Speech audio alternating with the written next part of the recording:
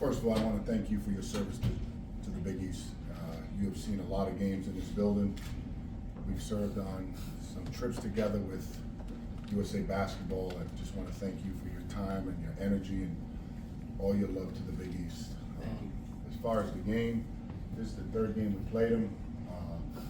3 games in a row, it all played out the same exact way, right?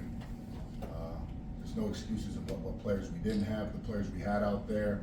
I thought our emotional discipline, our physical discipline was null and void in all 3 of the games that we played against them, right?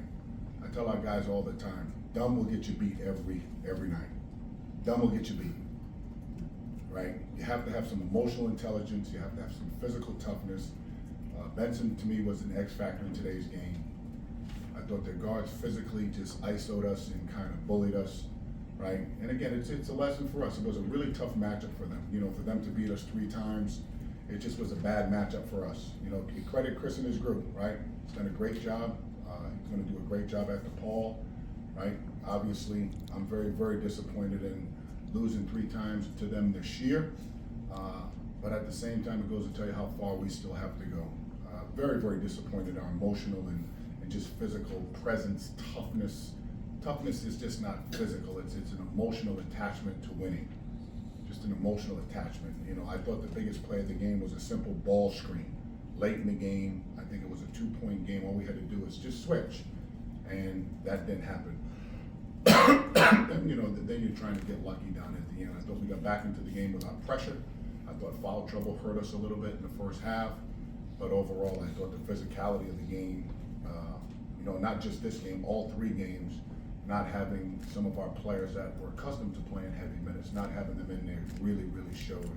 And I think we are definitely improved as a program, as an organization. It just was a tough matchup for us against them. You know, he's done a great job with his group. Questions, please raise your hand right over here, Marcus. Coach, you went up by 7 early in the second half, and they hit the 2 threes, and then they started jamming it inside. Where was the disconnection on defense in that run that they kind of punched back at you? Well, we were trying to double and we didn't rotate quick enough. It was either I forgot or it just was miscommunication. You know, ELO early, loud, and often. You know, when you're giving commands and with a lot of crowd, we just didn't adjust to that, right? I thought their physicality, I would say for the last 7 or 8 games, I think team physicality really wore us down.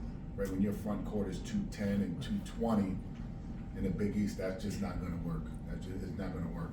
You need a little bit, you know, and our guards are not the longest guards, so we got our work to do.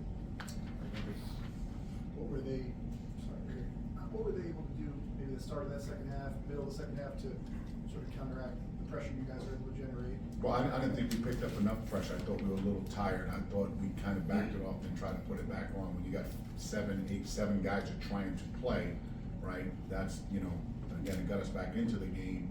That's why we try to sit in the zone a little bit. They did a good job just throwing it inside, which we tried to do early. We just couldn't finish, right? We definitely tried to get feel to the ball, but we missed 3 or 4 or 5 layups. At some point, I'm not going to give you the ball if you're throwing up some BS in there and just missing, right? I mean, I think I'm a little bit brighter than that to try to look at a different option.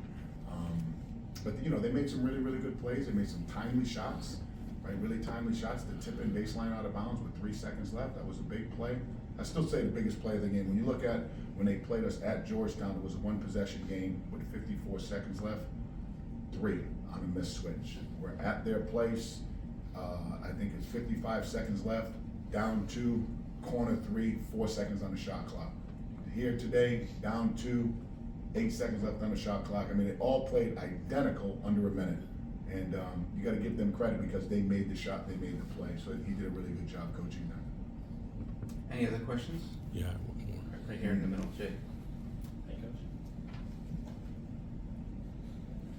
8 more wins this season than last season. Would you say that the program is improving at a pace that you're comfortable with? Do you wish that it was going potentially a little bit faster? Where do you see things right now? Building an organization is a process. I'm never trying to get anywhere fast, right? The faster you rise, the quicker you fall. I'm really proud of where we've come. We've had more injuries this year that we've gone through as an organization than any of my years, 19 years as a head coach. And I thought we dealt with it the best we can, right? When you lose someone who, in my opinion, my humble opinion, should have at the bare minimum been the rookie of the year. Bare minimum should have been the rookie of the year in this league. His impact for us takes nothing away from McNeely, nothing at all. His impact, the fact that these coaches didn't recognize that, I pray that that kid comes back. I pray he comes back. He will be the Big East Player of the Year. He will be a first-team All-American. He will be a lottery pick, and we will be cutting the nets down in this building next year at this time, come this Saturday. That's exactly the way I feel. So I'm pleased with the process we're making. Really disappointed that the right thing wasn't done for a kid who more than earned it. So if the kid is the Big East Rookie of the Week 7 times and the other kid's the Big East Rookie of the Week 7 times, they both played about the same amount of games.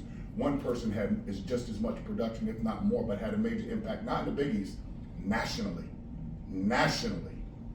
And he's not recognized like that. Shame on our coaches for not recognizing that, seriously. Shame on the coaches, because that kid more than earned it, more than deserved it. And again, I'm praying my big boy comes back, because if he does, this room will look blue and gray.